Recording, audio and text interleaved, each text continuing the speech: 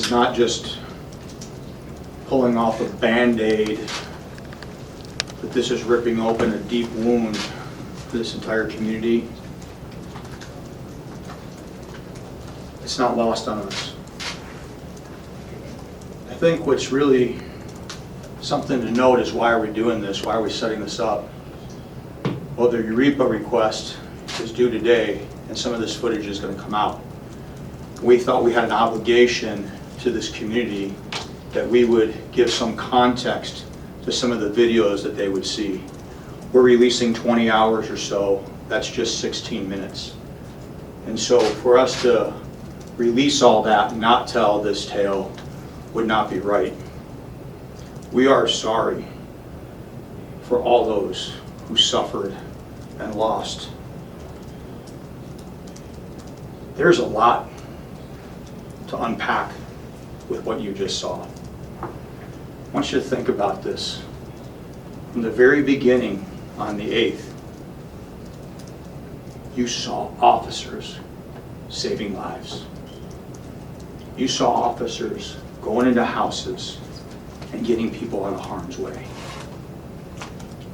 You saw evacuations being done a little bit after 3 o'clock that same day. It's not just us talking about it like we did in the September Police Commission meeting. You saw officers with their bodies smash gates. You saw people do everything they could, literally standing while fires going on, knowing that there's propane tanks. MPD did that because it was the right thing to do, because that's what they're trained to do. There's been multiple narratives about what took place on the day of those fires. This body-worn camera footage makes it very clear and convincing that the Maui Police Department, the men and women of MPD, went above and beyond, and their actions reflect the finest tradition of this noble profession. I and this staff could not be more proud of MPD. God bless them. God bless you. Mahalo.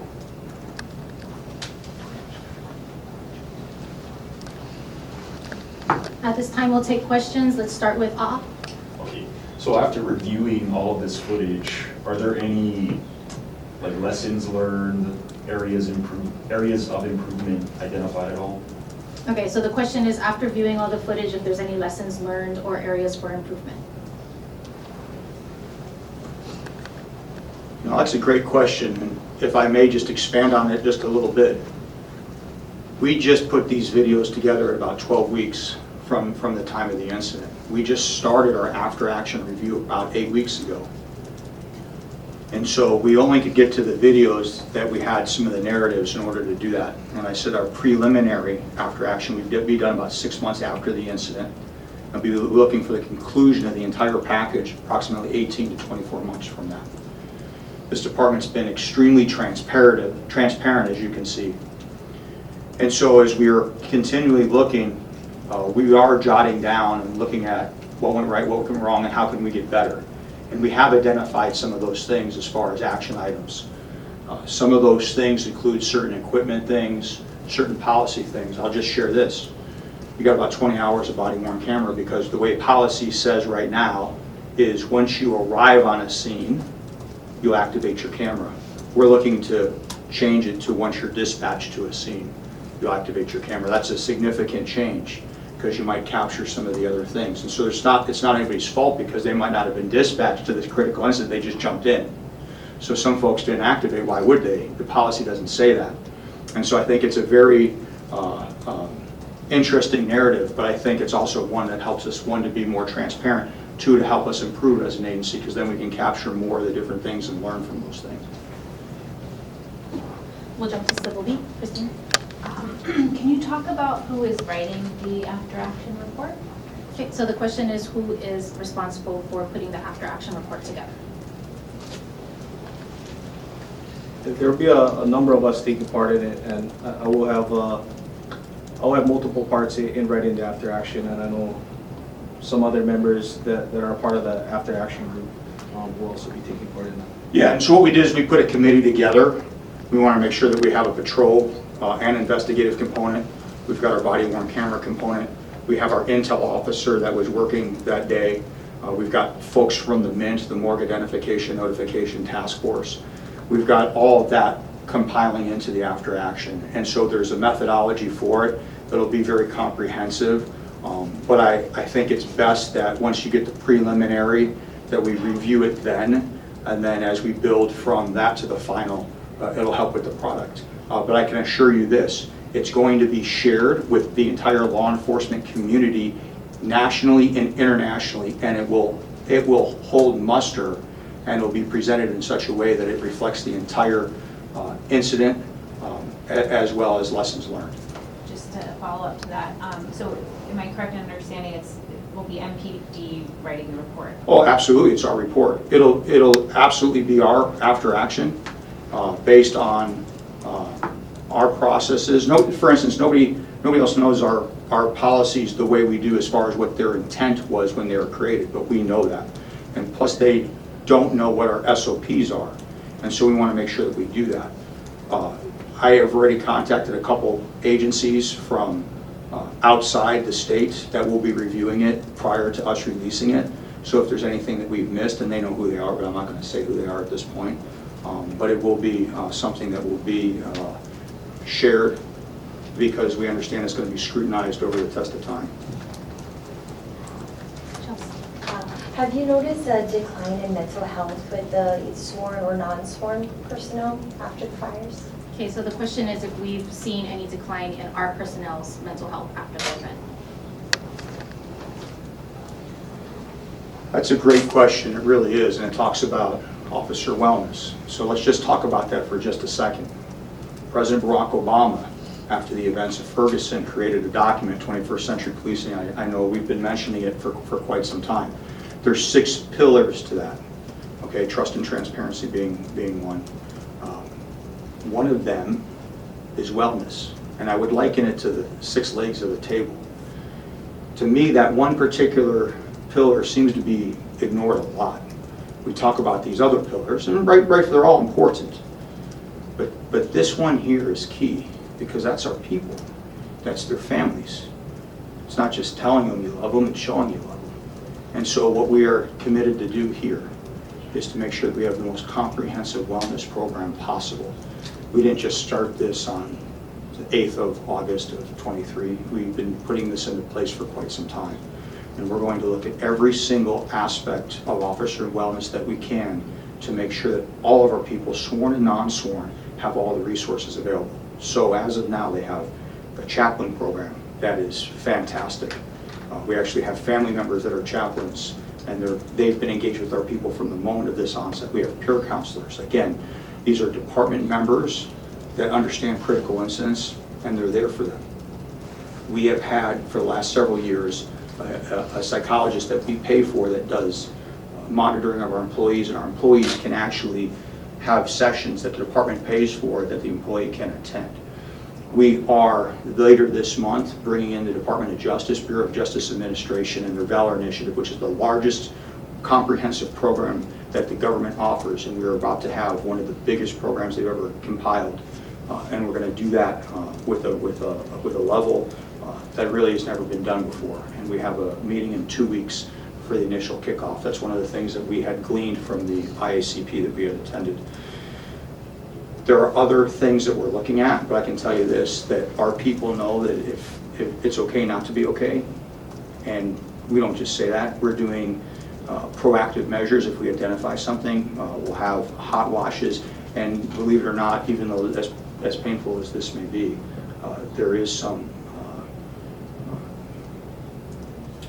maybe some closure or some ability for us to even just tell this, which does help the narrative. And so if we see that something's not right, we identify it, but we don't just throw a word and say wellness and give it, well, you know, that's just wellness. Maybe 50 years ago, this culture, that's what you did. That's not what MPD does. And we continue to monitor our people and make sure they're okay. What are hot washes? Discussions, like after action, but it's more of a formal, more of an informal discussion with those that would be involved. So maybe like on a critical incident, like a smaller scale, let's say you maybe had a child death, you might have the supervisor pull in the team, talk about that event, and see if that anybody's having any issues they want to talk about it. That'd be an example. Okay, we'll circle back for one more. Oh, I'm sorry, did you have anything on behalf of? No? Okay. We'll circle back. Okay. Christina? Yes, so for how many officers is footage available, and did some not activate their cameras? Okay, so the question is for how many officers we have the footage and how many aren't available? I don't have the exact number of how many officers did not have their, have footage from body cams. And for those, there's a variety of reasons. As the chief stated, a number of the officers responded straight from home that day. Some of the officers had been working from that morning, at which point there's going to be the beginning of some of their videos, and you'll see the videos die because the batteries die on the cameras. And then as well as a number of officers in the moment did not activate them at certain points in there. Just based on the different circumstances, it depends. But we do not have the exact number of officers that did and did not. When's Not right now, I don't, sorry. I noticed some of the ones you showed, there was no sound. Is there a reason why? Yes, there's a option on the cameras when officers are conferring with each other or on something, or they do have the option to mute their camera. At which point that footage was muted and never turned back on at that point. There's also a 30-second delay when you activate. So the way we set up the cameras here, and this is very consistent with different law enforcement agencies, it's not just MPD. Once you activate the camera, it'll go back 30 seconds, and it'll capture the past 30 seconds, but it's only once it gets past that initial 30 seconds, then the audible kicks in. Thank you. Chelsea? Yeah, how many officers did you folks start August 8th with? And then at the height of it, how many officers were working? I mean, or I guess all over the island? Oh, okay, so the question is how many officers we started for the day of August 8th for all districts? Yes, That and right? then and the height of it. Yeah. I think at this point we only have the information for Lahaina Okay, district. for that one. Yeah. Yeah, sorry, right now I only have the information from that day for Lahaina on the number of officers. And actually in the morning, I don't have the exact number for that morning fire, but our officers from the night prior had stayed on shift and assisted until they were relieved, most of them around 9 o'clock in the morning, 10 o'clock in the morning, between those hours. They went home and were later called back in around 3 p.m. at the start of the afternoon fire. However, at the start of the afternoon fire, there's a total of 13 officers that were in the district. That includes the captain, the lieutenant, and a supervisor. They also had already called in a number of officers to assist with some of the issues they're already facing that day, which was the poles falling down. So a number of those officers were on traffic posts of the 13. At the height of it, we ended up having about 38 officers in the district later on that night. But the exact arrival times of all of those officers really vary. Some of them responded from home, as I stated, evacuated their families and then responded immediately. A number of them did that. A number of them drove from the Wailuku district and the Kihei district. And then some of our other specialized units, guys that were available, ended up coming into district as well to assist. But again, about 13 at the beginning of the afternoon of the fire that started at about 2:55 p.m.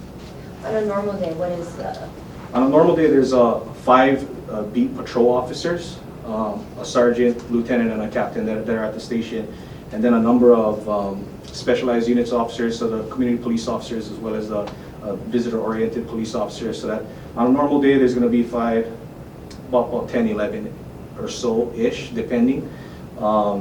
They had called in a couple extra, and then the rest they called in at the start of the second fire. So basically everybody that was working the night prior, they got sent home at about 9 to 10 a.m. and recalled back at about 3 o'clock, a little before 3. Okay, everyone, thank you so much for coming. This will conclude our press conference for today. Mahalo.